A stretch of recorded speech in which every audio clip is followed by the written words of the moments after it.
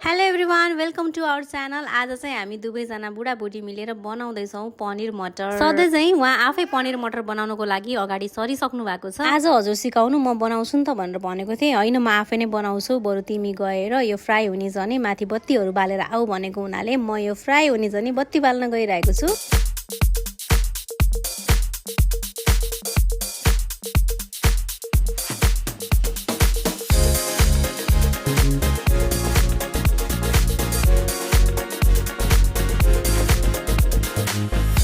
म चाहिँ अहिले यति बेला बत्ती बालेर आइसकेँ। त्यतिखेरसम्म यता पनिर पनि फ्राई भएर रेडी भइसकेको रहेछ। यसलाई चाहिँ हामी अहिले प्लेटमा निकाल्दैछौँ। त्यसपछि हामी यसको मसला रेडी गर्छौँ। मसलाको लागि चाहिँ हामीले यहाँ धनियाँ, अलिकति काटेको टमाटर अनि पियाज लिएको छौँ भने थोरै अलिकति मसिनो गरेर काटेको पियाज पनि लिएको छौँ। यता तेल तातेर रेडी भइसकेको छ। हामीले फुरायो सुरुमा जिरा अनि स्वादको लागि चाहिँ रातो खुर्सानी। यो मजाले ब्राउन भइसकेपछि चाहिँ हामीले यसमा राख्यौँ अलिकति लसुन अनि ठुलो ठुलो गरेर काटेको पियाज। यसलाई एकछिन मजाले चलाएर पकायौँ। यो अलिकति पाकिसकेपछि चाहिँ हामीले यसमा राख्यौँ थोरै कसुरी मेथी।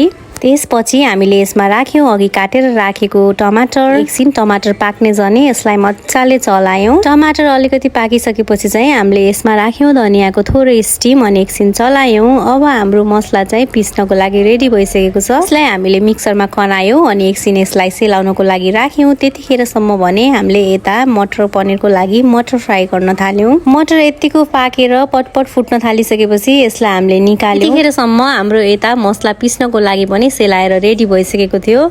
हामीले यसलाई मजाले पिस्यौँ अनि यस्तो पेस्ट बनायौँ।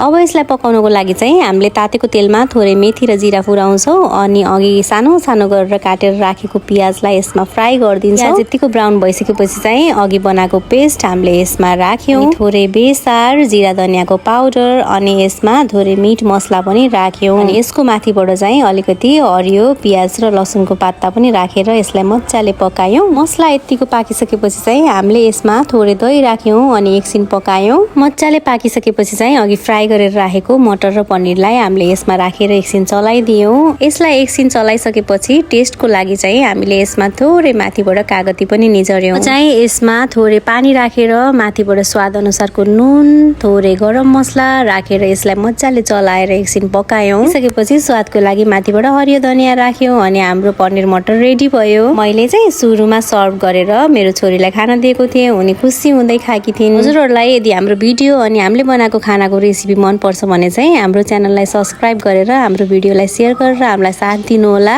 Thank you for watching. Bye by.